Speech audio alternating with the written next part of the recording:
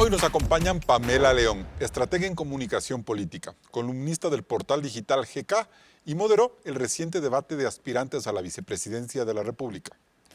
Gustavo Ich, catedrático de la Universidad Andina Simón Bolívar, dirige el estudio Reporte Global y fue secretario de Comunicación en la Presidencia de la República y en la Asamblea Nacional. Completa este panel Alondra Enríquez, socióloga, consultora digital y es la gerente de Expert Service en Go Social Suite. Gracias por estar un nuevo domingo en Políticamente Correcto, ahora en modo electoral. Estamos en el tramo final de la campaña de cara a los comicios del próximo 9 de febrero. Y una vez que este espacio de periodismo, análisis y conclusiones generó 4 debates con 13 candidatos a la presidencia de la República, es momento de trabajar en un balance redondo de lo que significará esta etapa de proselitismo. Y para ello, cuento con un panel de lujo. Claudia Roura nos presenta el primer informe sobre el que se basará nuestra discusión. Desde el 5 de enero el panorama se tiñó de 16 colores. Sí, por los 16 candidatos presidenciales que arrancaron sus recorridos para ganarse el mayor número de los votos en 33 días. La competencia resultó agotadora y se ha librado en 4 escenarios. Veamos. En primer lugar están los recorridos en territorio. Gorras, banderas, camisetas y todo tipo de regalos fueron entregados en barrios de las principales ciudades del país, pero también en las zonas abandonadas, donde más de uno optó por llevar chaleco antibalas y rodearse de al menos 20 policías y guardias privados, para evitar que se repitiera una tragedia como la de la campaña pasada. En el segundo escenario primaron las redes sociales. TikTok, Instagram, X y hasta OnlyFans se han convertido en campos de batalla electoral. Aquí los candidatos no solo lanzan sus propuestas, sino que hacen de todo para conectar con el voto joven, a ratos despertando más críticas que apoyo. Mazos de justicia, sombreros, caballos, jeans, gafas de sol, bastones o frases icónicas en la arena digital. Unos improvisaron bailes, otros mostraron talentos ocultos y algunos fueron más allá exponiendo su vida privada a familia y amigos. El tercer escenario fue el de los medios de comunicación. No hubo un solo día en que los candidatos no visitaran radios, canales de televisión o plataformas digitales, pues cualquier espacio fue una oportunidad para convencer a los electores o para demostrar si tienen o no madera política. ¿Me estás diciendo narcopolítico a mí? No, fue ministro del gobierno del banquero inepto, incapaz. Tú representas a los atrasapueblos del país. La norma te dice, paga impuestos. Los señores no pagan impuestos. No, los señores la norma no te sean dice, mentirosos. La norma te dice, Henry, por favor. Yo he pagado más de $50,000 Luego hablamos de eso, por favor, personal. Finalmente estuvo el debate presidencial del CNE. 3 horas para 2 rondas de 8 candidatos, donde, sacando cuentas, cada aspirante tuvo menos de 10 minutos para hablar de 3 temas y polemizar. El espacio, más que dejar conceptos y propiciar una confrontación política necesaria, se convirtió en una cantera infinita de memes. Hoy, a solo 7 días de las elecciones, los candidatos se alistan para el remate final con el cierre de campaña, en una era donde las elecciones ya no solo se ganan en las calles, sino también en las redes sociales. Carlos, aún con todas estas estrategias, ¿de verdad los ecuatorianos ya saben por quién votar? Despejemos esa duda. Inicias el debate. Bien, muchísimas gracias, Claudia, por ese recuento que es tan importante porque así podemos empezar esta discusión con Pamela León. Buenos días. ¿En cuál de estos escenarios se consolidó la campaña? Buenos días, Carlos. Nuevamente gracias por invitarme a este programa. Creo que definitivamente uno de esos espacios en los que se consolida la campaña es la cantidad de candidatos, que es una de las cuestiones que se indicó en este informe. ¿Por qué? Porque para hablar de eso también tendríamos que hablar necesariamente de militancia. ¿A qué me refiero con esto? Hay 16 candidatos en este momento y la mayoría de ellos no han militado en esos espacios. Nosotros vemos, por ejemplo, casos como Andrea González, no necesariamente ha militado en el Partido Sociedad Patriótica. Y eso te dice otras cosas en el trasfondo. Los partidos no están conectados necesariamente con su base ideológica. Y eso también allana la representación. Los partidos se han transformado en un Airbnb para los políticos. En lugar de ser representables, son alquilables. Y eso también lesiona la forma en la que tenemos la democracia. El Partido Sociedad Patriótica, que se fundó en el 2000, con Lucio Gutiérrez, era un partido de izquierda, vinculado con los movimientos indígenas, apoyado por el MPD. Luego pasó a ser un partido de derecha y la candidata hoy en día podría llegarse a ser que es más o menos progresista. Entonces, ¿de qué manera los partidos están guiando eso que se empieza a consolidar en las campañas políticas? Pero entonces lo que podríamos decir es que esa falta de militancia, ese vacío que usted apunta, también se refleja en estos 4 escenarios, en territorio, en medios, en redes sociales y en el debate. Absolutamente. Yo lo veo como una consecuencia y no como una génesis.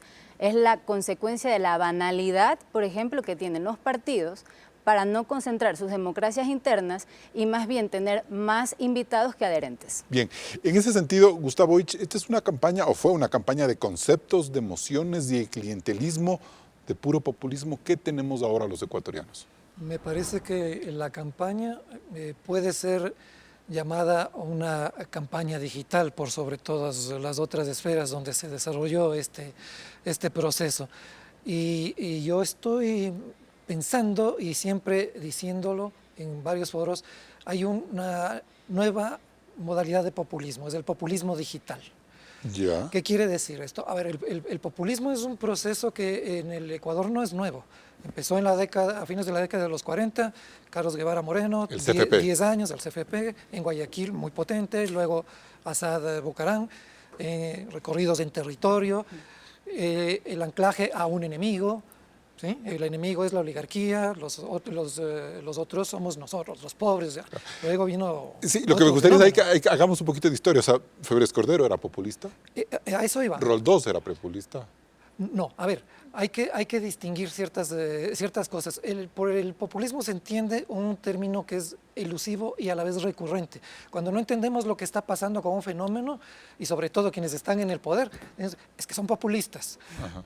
Cuando estamos haciendo bien las cosas y nos dicen, es que son populistas, dicen, sí, porque el populismo tiene su anclaje en los pobres. Y los que nos están criticando son los ricos, son los oligarcas, son los que nos han subido. Y las instituciones no cuentan. Exacto, porque el término pueblo es un término semánticamente o desde la semiología vacío. Es decir, tú puedes ser en este momento, yo, todos los que estamos aquí, parte del pueblo. Y en otro momento, si al populista no le interesa, ya no somos. El pueblo son los más oprimidos. Luego viene el proceso de los 80s con Abdalá Bucarán. Se sale ya dame un balcón y seré presidente, con Velasco Ibarra, 5 presidencias, territorio por sobre todo, y obviamente, ¿qué hace Abdalá? Se mete en la televisión. Y deja y no utiliza la televisión solamente para enviar mensajes explícitos políticamente, sino que le ves jugando fútbol, siendo presidente del Barcelona, le ves sin camiseta, haciendo contacto directo con la gente más humilde.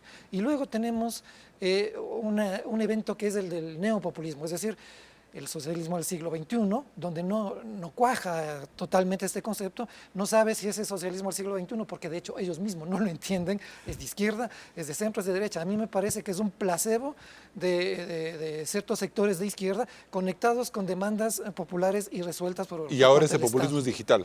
Exactamente. ¿Y qué hace el populismo? Hace cosas terribles. A mí me parece que el de hoy, el digital, es el peor de todos, porque es el más violento. Dejemos esa parte ahí para que Alondra nos explique si es verdad. Es decir, hay un populismo digital, el que estamos viviendo ahora, y por qué es más violento. Bueno, primero agradecer este espacio y estoy honrosa de compartir con los panelistas. Coincido plenamente con Gustavo en la línea que es importante para entender la incidencia que hoy tienen en redes sociales. En este neopopulismo, ustedes recordarán que el presidente Rafael Correa, de hecho, es quien prima a la hora de digitalizar la dinámica de gobierno. Ustedes sabían que con un tuit, con una atención digital, inmediatamente él iba a responder. ¿Desde cuándo? ¿Desde 2011, 12 más o menos? De hecho, el registro que nosotros tenemos de actividad digital en el caso del expresidente Rafael Correa es desde el 2008, producto de la constituyente, donde empieza un activismo además súper inmediato. Y recordemos que las redes sociales tienen validez siempre y cuando las acciones puedan ser concretas en el mundo offline. Es decir, si yo emito un tuit y ustedes me responden el tuit, quiere decir que mi acción comunicativa es afirmativa y hay una acción de hecho que la va a solventar. Entonces, en esta dinámica es precisamente este primer gobierno de Rafael Correa que orquesta toda una dinámica positiva y también crítica de alguna forma. Cuando ustedes tenían un detractor del gobierno de turno, venía una campaña masiva que en ese entonces, obviamente bajo el conocimiento que teníamos, se asumía que era la militancia digital. Y término que hemos tenido casi 15 años, ¿no? Militancia digital. O sea, no militamos en los partidos, sino somos adherentes en redes sociales. Y un dato importante con lo que va de la mano de lo que dice Gustavo es que esta militancia, si en un momento fue orgánica y real, termina siendo totalmente trastocada desde hace 6 años por la intervención de estructuras bots. Es decir, una inversión paga donde se sigue camuflando militancia inexistente, como bien lo dijo Pamela y coincido plenamente, que hoy está versando la dinámica política. Pero en ese sentido, Pamela, entonces esa dinámica de falta de militancia también se siente en las redes sociales porque quienes militan para determinado candidato lo hacen o porque están pagados o porque son fruto de bots y de inteligencia artificial y todo lo demás. Coincido en parte, ¿por qué? Porque de hecho no hay que recordar los 3 caminos que tiene un proceso, no solo electoral, sino también de familiaridad con una figura política. Primero es la captación, que es en donde se queda la principal cantidad de candidatos. Luego el posicionamiento base y luego la fidelización electoral. ¿Qué es lo que pasa con esto? Considerando lo que dice Gustavo y también lo que dice Alondra, estamos hablando tal vez de una fidelización que está promediada por el algoritmo y ese algoritmo es a veces muy cortoplacista y lo que podemos estar teniendo nosotros son unas fidelidades electorales que no se sostienen porque también hay una falta de líderes. Perfecto. Y ahí solo 30 segundos para irme a corte. ¿En dónde radica el concepto de violento que mencionaba Gustavo? En la impunidad de las redes sociales para destruir la reputación de personas, de familias, de movimientos políticos, de opciones renovadoras en la gestión del Estado, de entidades privadas, de instituciones o entidades gubernamentales o no, incluso internacionales, porque el tema de la verdad se asocia a lo que yo creo y lo que yo creo es muy fácil de sostenerlo porque estoy en impunidad. ¿Y esto es más grave? ¿Esto es más grave que un cenicerazo? ¿Esto es más grave que una bronca entre dos grupos que están protestando por la 10 de agosto por un candidato u otro? ¿Esto es más grave? Es mucho más grave porque a través de esa impunidad que, insisto, devasta la reputación y el capital político más importante que tiene una figura, un líder, un movimiento, es precisamente su reputación. Entonces, pasa que la gente dice, todos los políticos son iguales, todas las promesas que nos hacen no se cumplen. Entonces, en las redes sociales se genera una narrativa en la que la política ya no tiene sentido como antes la conocíamos. Nos vamos a un primer corte comercial. Seguimos aquí en Políticamente Correcto en modo electoral. Hacemos una primera pausa en la mesa de Políticamente Correcto electoral y enseguida volvemos con más del análisis. ¿Para qué sirvió la campaña? No se desconecte de la señal de Coavisa.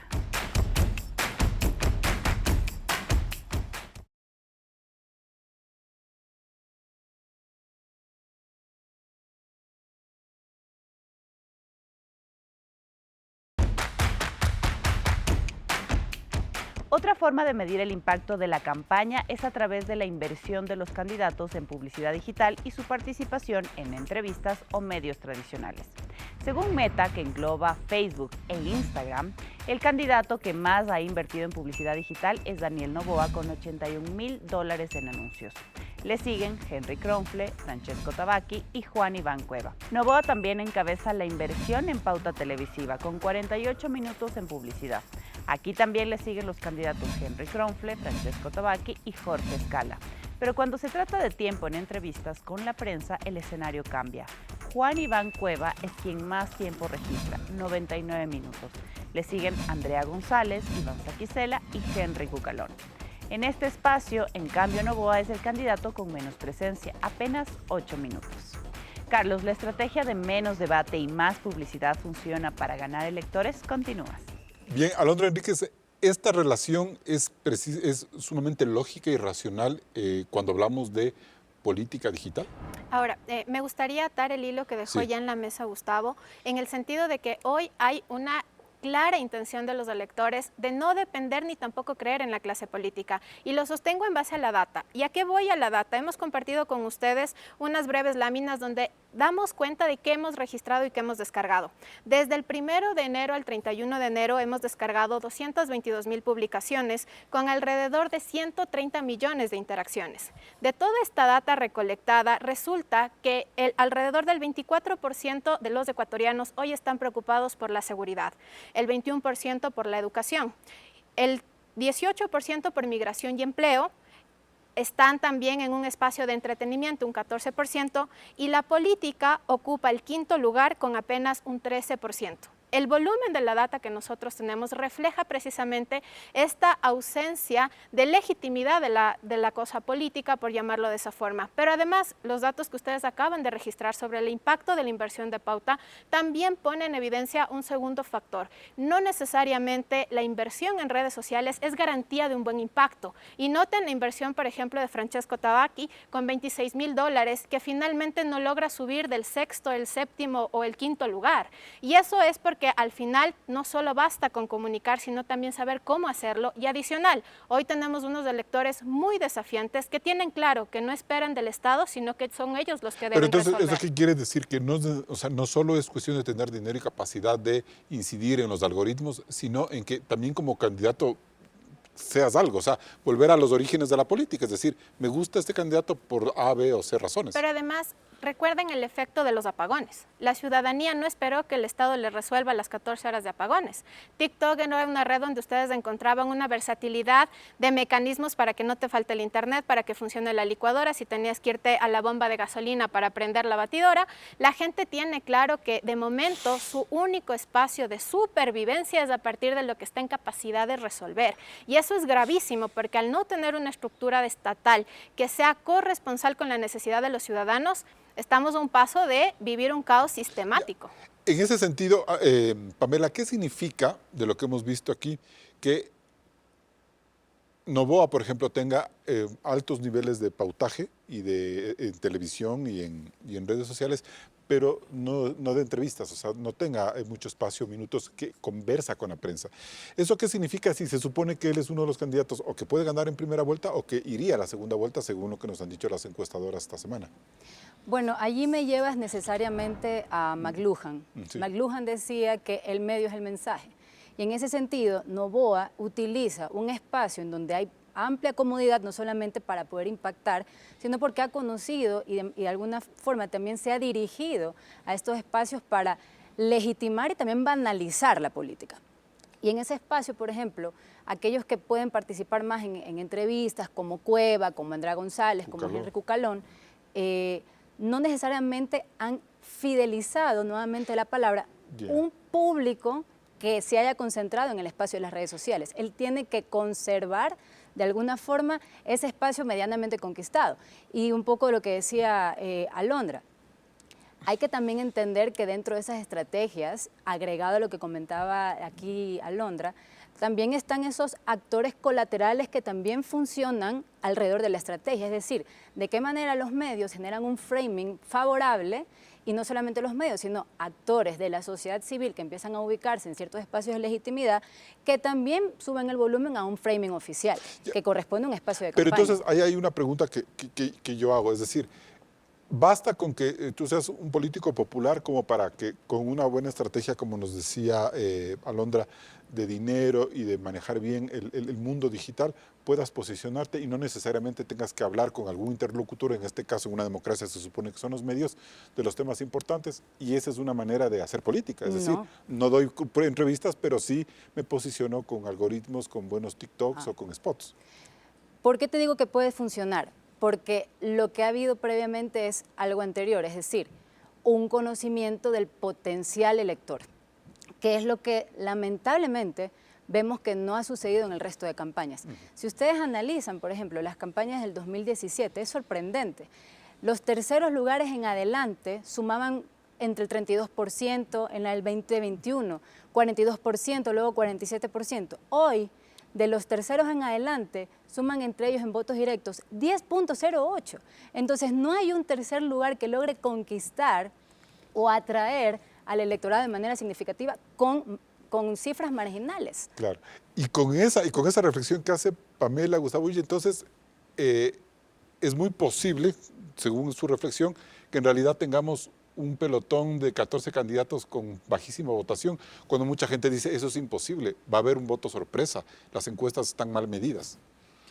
Pueden ser varias cosas. Evidentemente, siempre podemos tener sospechas sobre el sesgo publicado por parte de algunas encuestadoras. eso puede reflejarse en la necesidad de amplios sectores de la ciudadanía de que no pase lo que las encuestadoras le vienen diciendo desde el año pasado, cuando ni siquiera conocíamos quiénes iban a ser los candidatos. ¿Ya? Puede también ocurrir que en ese escenario la ciudadanía esté fatigada de tantos procesos político-electorales que han venido sucediendo en el Ecuador desde el 2008. No hemos parado. No hemos parado. Exactamente. Hay ahora, claro que sí, dos nuevas generaciones de votantes, de ciudadanos electores, y la pregunta es, ¿qué piensan de la política? ¿Por qué se anclan con unos candidatos y por qué no con otros? De los 16 candidatos que finalmente estaban en la contienda electoral, los 14 sabían desde el inicio que no iban a ganar la elección. Pero entonces, Gustavo, a ver, pero ahí hay una precisión. Hemos visto, esta semana ya no se pueden divulgar, pero hemos visto casi como 6 o 7 encuestadoras que más o menos te dicen lo mismo. Es decir, hay una gran polarización entre Noboa y Luisa o entre Luis y Noboa. Pare de contar. ¿Eso es así? ¿Así se va a comportar el país el 9 de febrero? ¿Así de dramático? A ver, esa era la segunda cuestión. Así se polarizó la elección. No es que el país es el país el que está polarizado, son los procesos electorales los que tienen esa característica por la construcción de narrativas que se dirigen al ciudadano, hacia el elector, y termina en la campaña electoral siendo el miedo el jefe de campaña. Claro. El miedo a que vuelva Correa, el miedo a que se quede el miedo a que pase aquello con Mengano, etcétera, etcétera, etcétera. Como bien decía Pamela, y Alondra también lo citó, los ciudadanos han visto que la política en este país es sumamente deficitaria, pero claro, están obligados a elegir. Y por eso es que de lo que se anticipa en las encuestas, no quiero decir que eso vaya a pasar, pero lo que se anticipa en las encuestas es que no importa incluso que tengas una gran base partidista como Pachacuti o como el Partido Social Cristiano, para citar dos ejemplos, o quizás Sociedad Patriótica, que puedes terminar con bajísimas votación porque nada te sirve, ni siquiera la militancia, como decía Alondra. Claro, lo que ocurre es que esos 14 binomios no estaban apuntando a la presidencia, estaban apuntando a la asamblea. Yeah. Entonces todo este show mediático, digital, el populismo digital, se genera a través de las redes sociales. ¿Y qué es lo que tenemos? Por ejemplo, en el debate presidencial, un hocico sin H, tratando de posicionarse, de llamar la atención para que la ciudadanía diga... Y que lo diga un presidente de la Corte Nacional de Justicia. Es vergonzoso, es que eso fue todo porque menos... Porque es hasta con falta de ortografía, creo. No, es que lo decía como que estaba haciendo broma. Vimos a un ex general de la policía con un discurso fascista, sí, fascista, vestido como Bukele en El Salvador. Ajá. Y hay algunos otros candidatos que fueron como más serios, pero si hemos visto la campaña, es un laboratorio para las clases en la universidad, sí, en los colegios, y para las familias, para que entiendan por qué no deben votar por los que hacen este tipo de cosas. ¿Y eso se siente en redes sociales? Justo iba a atarlo con las dos reflexiones de Pamela también y de Gustavo, porque la gran ventaja de poder tener Smart Data, que nos provea de medir el timing acorde a las circunstancias, es que hay un dato muy atípico en la audiencia ecuatoriana. Recordemos que diciembre es un mes que siempre trastoca la parte emotiva de la ciudadanía, pero resulta que enero, que en cambio suele ser un mes donde la preocupación, la incertidumbre, el malestar per se está atento, resulta que tenemos un margen altísimo de alrededor del 32% de percepción de alegría de la audiencia, sí, optimista, feliz, neutral, es decir, ni bien ni mal, también con un peso significativo, y el tercer lugar lo ocupa el miedo. Y ojo a eso, porque como decía Gustavo, las narrativas son tan inmediatas que lo que generan en los usuarios es preocupación. Y voy a citar el caso más reciente. Esta semana una de las primeras preocupaciones de los ecuatorianos en redes sociales ha sido el tema migratorio. Claro, por supuesto. Y eso dinamita también la coerción de quien capitaliza Alondra, votos en este tema. El otro tema que es muy importante en temas de percepción es lo que estamos recibiendo de los agentes internacionales, básicamente en el tema económico. Es decir, de pronto está bajando el riesgo país Y Bloomberg, por ejemplo, dice que hay un optimismo en Ecuador. Eso porque también se mide en redes sociales, es decir, ellos se componen con esa información. Y de alguna forma, la gran ventaja es que la ciudadanía es abiertamente. ¿Cuál es la diferencia, por ejemplo, de las encuestadoras con el Smart Data? Es que no hay necesidad de preguntarle a la gente. Recordemos que hoy a la gente no le gusta que le pregunten. Abiertamente expone su opinión en redes sociales y eso independientemente de la clase social, la condición económica y la condición de estudios, y esos datos son un oro importante. Nos vamos a un siguiente corte comercial. Seguimos aquí en Políticamente Correcto. Recuerde que también estamos en vivo en ecuavisa.com y en Ecuavisa Play. Además, puede seguir todo el proceso electoral en nuestra página web, que estará activa desde el próximo domingo. No se desconecte, regresamos enseguida con más.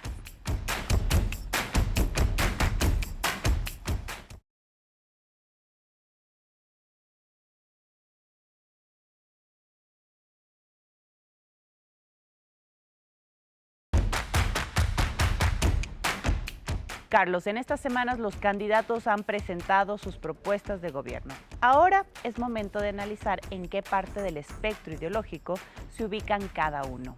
Partamos de un dato clave. Según el Latino Barómetro 2024, el 17% de los ecuatorianos se siente de izquierda, un 31% de la derecha y un 9% es indiferente.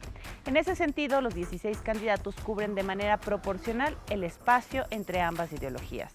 Así, basándonos en sus planes de gobierno y declaraciones de prensa, podríamos decir que en el grupo de centro-izquierda están los presidenciables Carlos Rabascal, Jimmy Jairala, Iván Saquicela, Juan Iván Cueva y Víctor Araujo.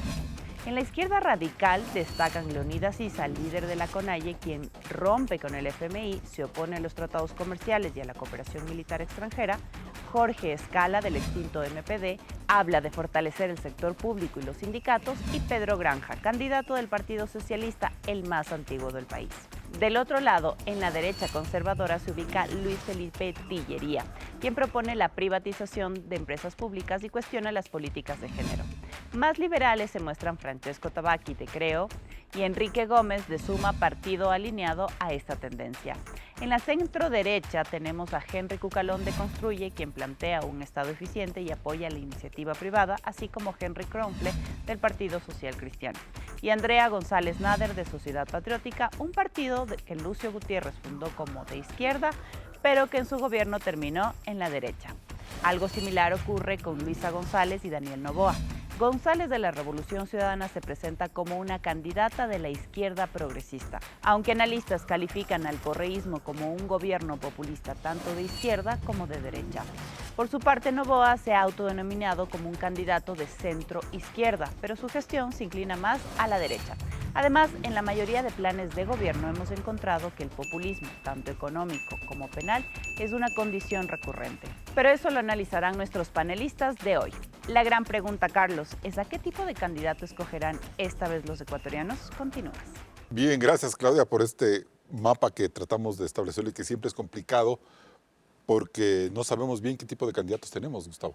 Sí, de hecho hay un enorme porcentaje de lo que acabamos de ver y siempre estamos mirando que la gente no está ni en la derecha, no se siente en la izquierda, en la derecha, y es mucho más que indiferente. Simplemente es un tema que tiene relación con el modo en que se ejerce la política por parte de los actores. Gustavo, de ese campo. hace 30 años, hace 25 años, la gente sí se sentía más de derecha o de izquierda, o sea, sí cambió la sociedad ecuatoriana. Sin duda, sin duda.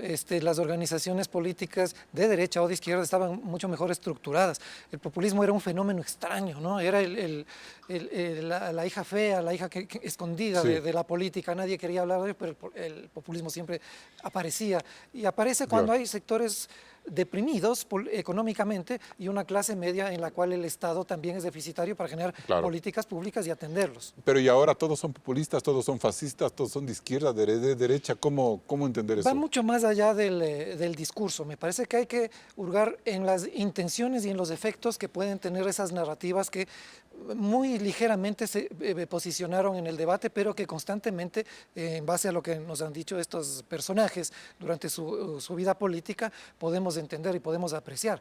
A ver, aquí hay una tendencia que es muy fuerte de desprestigiar, de denostar, de minar al sector público.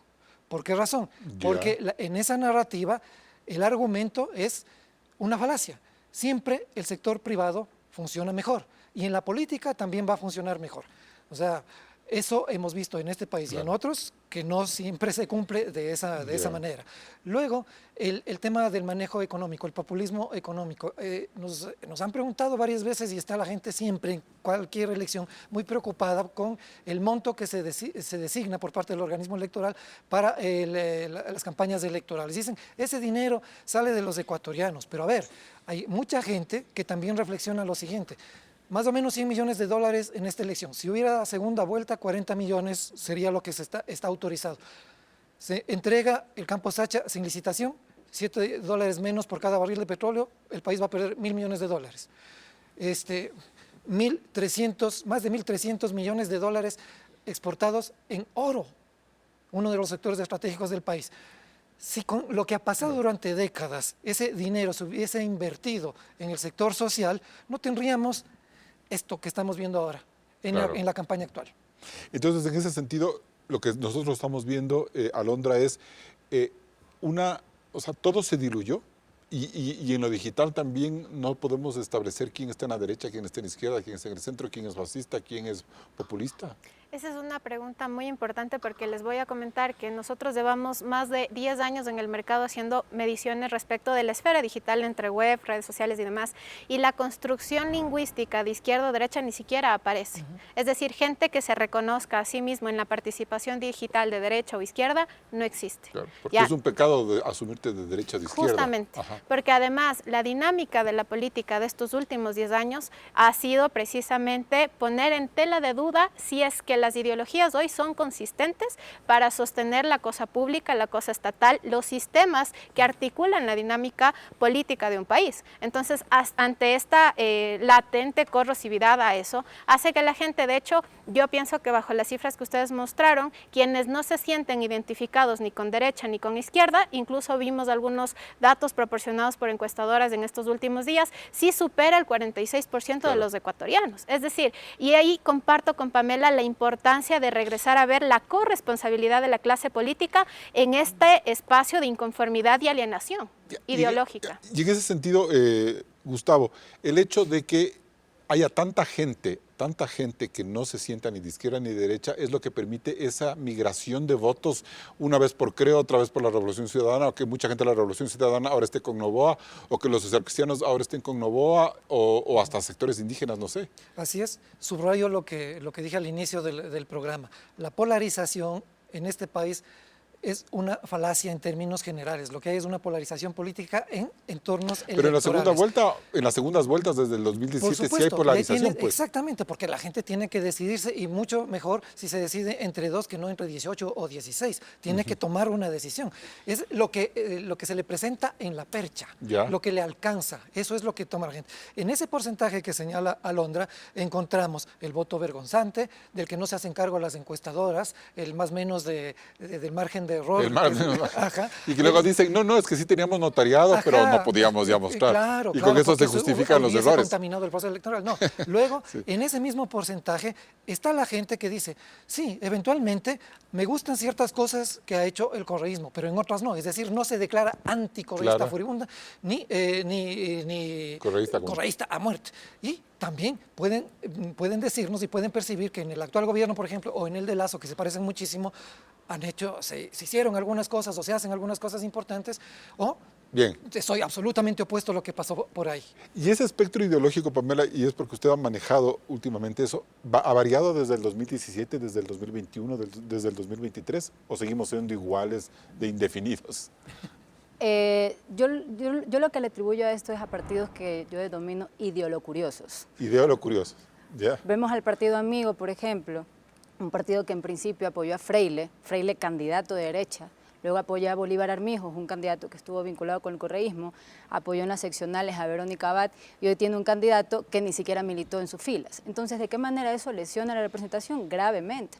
Y además de eso, vamos a construir un partido que en el 2007 coincidía con el correísmo cuando Correa sube al poder, 2011 rompe palito en el tema de la consulta popular, 2018 se separa, creo que se une a la izquierda democrática, después de eso tenemos un candidato que corresponde más a la izquierda, a la derecha más demócrata, y ese baile de alguna manera lesiona también y genera mayor fragilidad en la representación. A ver, pero no es lícito que un partido como Construye, por lo que significa, se puede decir, no sé si la palabra se ha evolucionado, pero se haya como ajustado ideológicamente, es decir, bueno, vimos que esto era izquierda, pero hemos probado, gobernamos con Lenín Moreno y ahora vemos que esta es la manera de gobernar. ¿Eso no está bien o está mal? Creo que hay que hacer una diferencia entre evaluar ideológicamente y evaluar políticamente. Yeah. Entonces creo que ambos costos son distintos y en ese sentido lo que habría que ver es, por ejemplo, cómo se están moviendo las famosas terceras vías de las que todos hablan en este momento.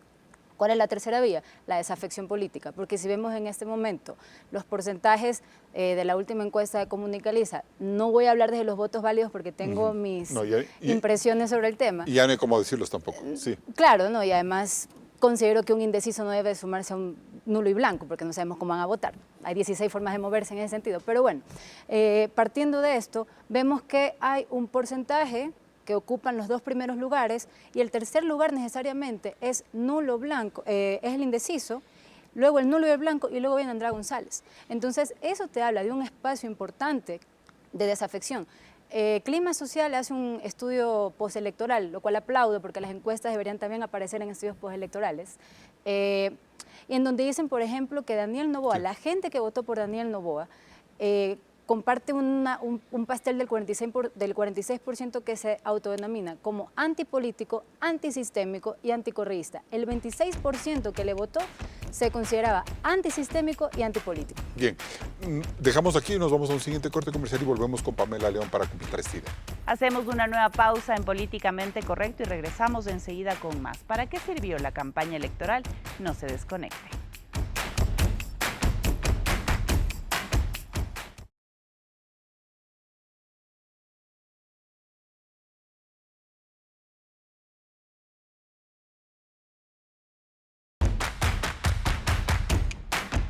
Bien, seguimos en Políticamente Correcto. Pamela León, entonces, tercera vía, para hablar de una tercera vía, este momento no significa que es un punto intermedio entre la izquierda y la derecha, sino otra cosa distinta.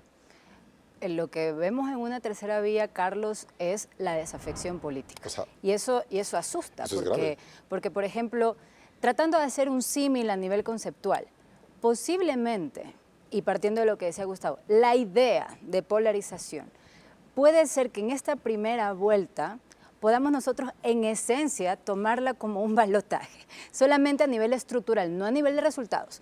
¿Por qué? Porque ese 10.8 que apenas logra sumar el resto de candidatos, lo que te dice es que no hay terceras fuerzas que logren consolidar. Sobre todo, va a ser muy difícil, por ejemplo, para candidatas como Luisa González, tratar de generar unas potenciales alianzas, siendo que estos porcentajes tan pequeños e irrisorios no necesariamente comparten ideológicamente con el correísmo, incluso de la propia izquierda como Pedro Granja. En una segunda vuelta, dice. En caso de haber una potencial segunda vuelta. En una misma primera vuelta, y aquí le vamos luego a preguntarle a Alondra, porque nos decía en el corte una cosa interesante, es decir, en una primera vuelta, si es que hay una gran tercera vía desconectada, molesta o que me importista, ¿eso no le beneficia al status quo?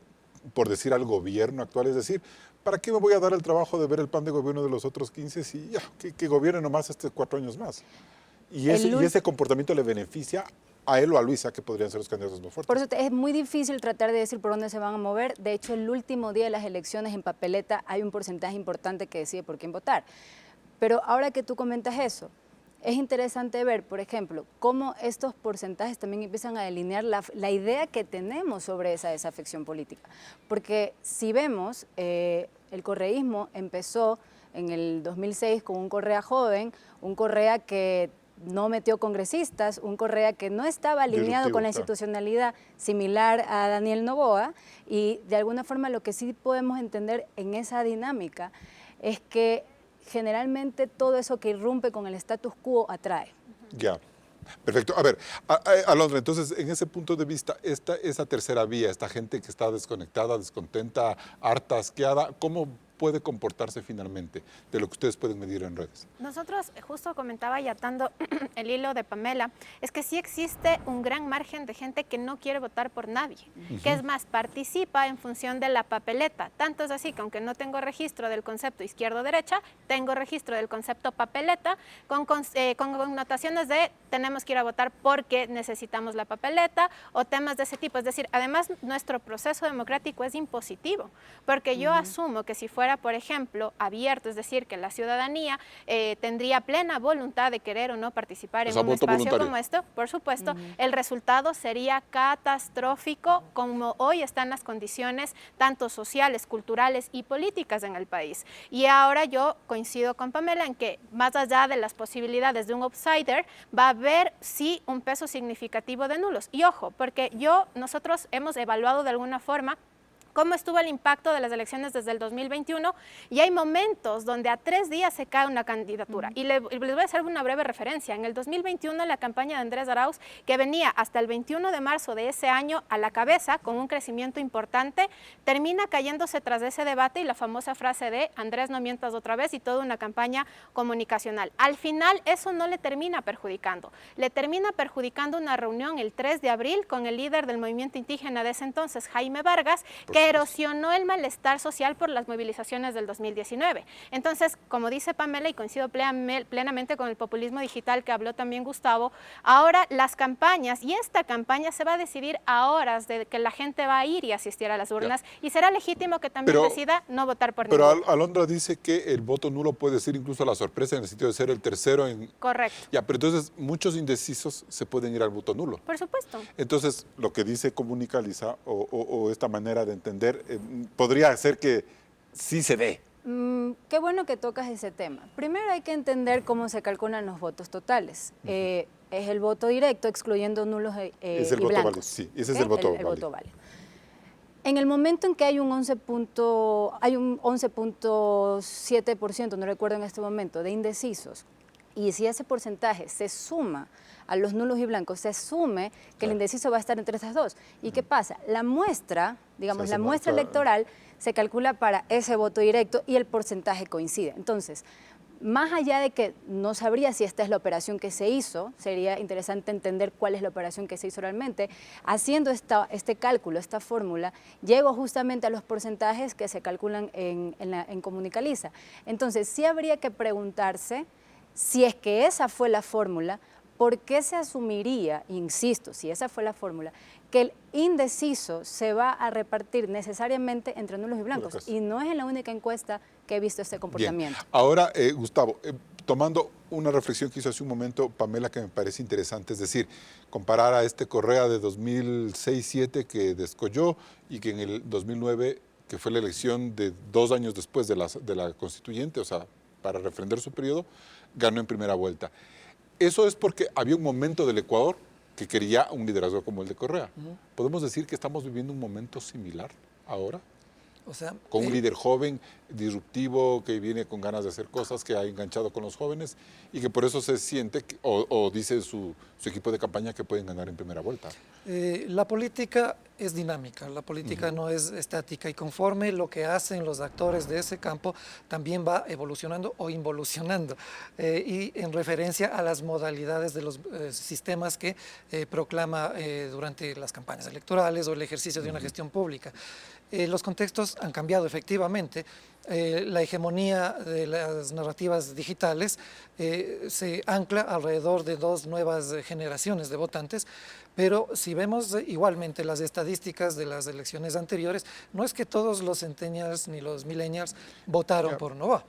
O sea, de hecho, Luisa González tuvo un porcentaje muy grande de votos provenientes de esos sectores. Pero sí, no solamente es el país.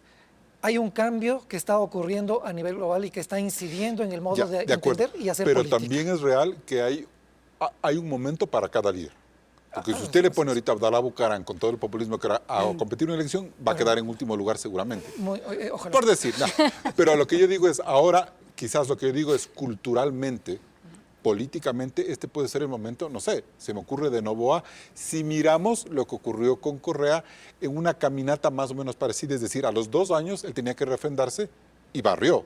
Y ahora las encuestadoras de lo que están hablando es que hay una alta polarización y que Noboa podría vencer. O sea, a eso me refiero. Sí, es muy probable siempre y cuando ese porcentaje que fue situado tanto por Pamela como por Alondra vaya redirigiéndose en los últimos días del proceso electoral hacia el candidato presidente. Sí, pero que sí. puede ocurrir algunas otras alternativas también. Pero el sentimiento de la gente, es decir, la gente está montada ¿en qué?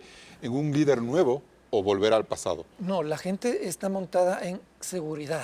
La gente no tiene, ninguno de los 16 que están allí ha consolidado una narrativa de esperanza, de futuro. Y si una de las tareas más fundamentales que puede tener un político o un gobierno es generarle a los electores y a los ciudadanos un futuro al cual ellos se cohesionen y le den su voto. Eso no existe. A ver, Alondra quería hablar y luego... Vamos, a ver, vamos. Hay un tema importante también en lo que se está discutiendo ahora, la forma en la que se podrían empezar a entender las dinámicas de poder. Vemos cómo, por ejemplo, ahora los denominados tecnofeudos empiezan a aparecer. Es decir, y tú seguramente podrás conocer un poco más el tema, Meta, TikTok, X, todo este tipo de herramientas que empiezan a capitalizar y a hacer, o mejor dicho, a hacer gobierno.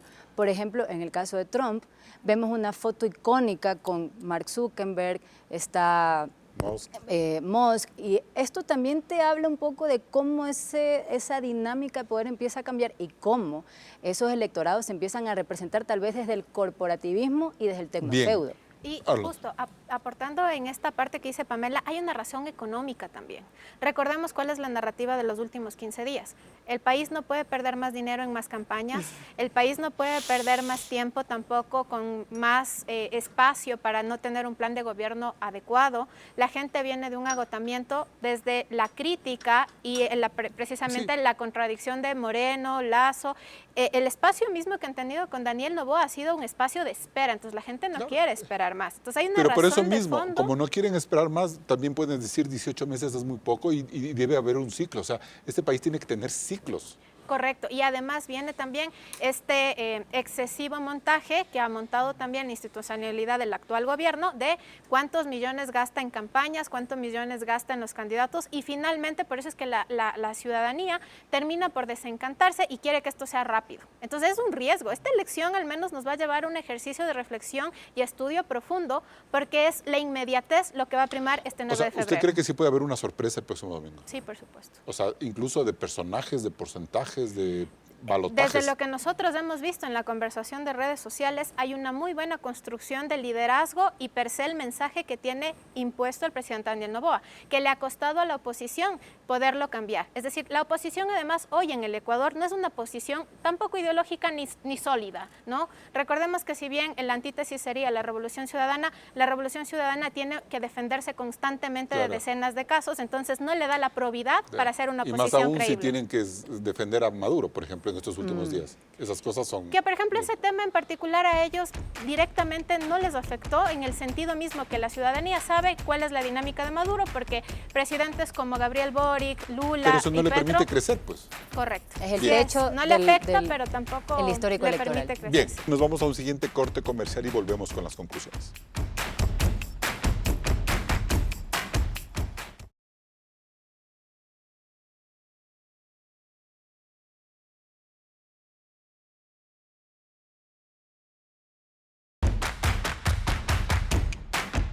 Entramos en la etapa de conclusiones. Alondra Enríquez, ¿para qué ha servido esta campaña electoral? Ha evidenciado que las redes sociales hoy son el ring de batalla y es un reto significativo para la clase política no banalizarnos, sino potencializarlo. Hoy nos estamos jugando el destino de 4 años y habrá que ver si al domingo las cosas pueden cambiar en función de los últimos que están peloteando en los primeros puestos. Pamela León. 3 cosas para concluir. Lo primero, entender que los partidos políticos tienen una incidencia importante en la forma en la que nos representamos. No pueden ser Airbnbs, más alquilables que representables. No puede suceder.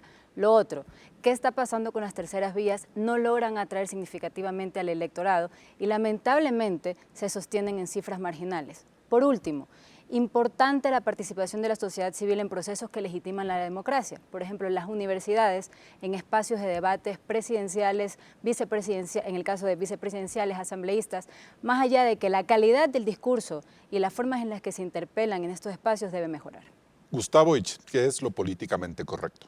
Creo que más que nunca hay que hablar ya seriamente de una reforma estructural para que lo que está ocurriendo en política no siga de esa manera, para que mejoremos. Una reforma que nos hable de qué vamos a hacer, por ejemplo, con el Consejo de Participación Ciudadana, que muy criticado por ser invento de los correístas, pero que todos los otros gobiernos se han beneficiado de él. Una reforma electoral, porque no puede ser sensato que un país como el nuestro tenga 18 binomios presidenciales compitiendo por Carondelet. Creo que estas elecciones nos han dejado una triste lección. La vandalización de la política en la institucionalidad pública no puede seguir ocurriendo, no se pueden seguir saltando las normas y la Constitución bajo los intereses de ciertos grupos de presión. Eso ha minado profundamente la democracia ecuatoriana. Y bien, a una semana de las elecciones y luego de que a todos nosotros nos han llegado encuestas de todo tipo y para todos los gustos, solo nos queda pedir a nuestra audiencia que medite su voto con mucha responsabilidad y que luego de procesar los resultados del próximo domingo, la sociedad en su conjunto exija con firmeza una reforma política integral que impida en el futuro una elección con 16 binomios presidenciales. Este es un sistema perverso, enfocado en causar un ruido monumental para que los ciudadanos no podamos procesar ni diferenciar las propuestas serias de gobierno de aquellas que solo buscan el clientelismo y la corrupción. Mientras nuestro modelo democrático no depure a toda esta cantidad de partidos y movimientos a los que solo les interesa recibir recursos del Estado y lavar el dinero sucio de los grupos mafiosos, no habrá posibilidades de dignificar la política y el debate nacional. Los problemas que tiene el país son múltiples y de profunda gravedad como para improvisar o repetir viejos errores. Hasta el próximo programa. Con estas reflexiones cerramos este debate de políticamente correcto electoral y luego nos volveremos a ver con el análisis de los resultados de las elecciones 2025. Recuerde que toda la cobertura estará en Ecuavisa, ecuavisa.com y Ecuavisa Play.